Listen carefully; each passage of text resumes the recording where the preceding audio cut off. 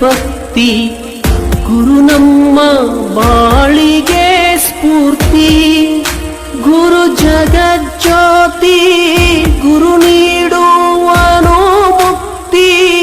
ಗುರುವಿನಿಂದ ನಮ್ಮ ಕೀರ್ತಿ, ಗುರು ಬದುಕಿನ ಸಾರಥಿ. ಗುರು ತೋರ ಮುಕ್ತಿ, ಏನು ಹೇಳಲಿ ಗುರುವಿನ ಮಹಿಮಾ.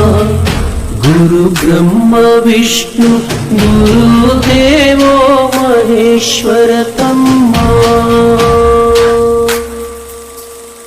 ಏನು ಹೇಳಲಿ ಗುರುವಿನ ಮಹಿಮಾ.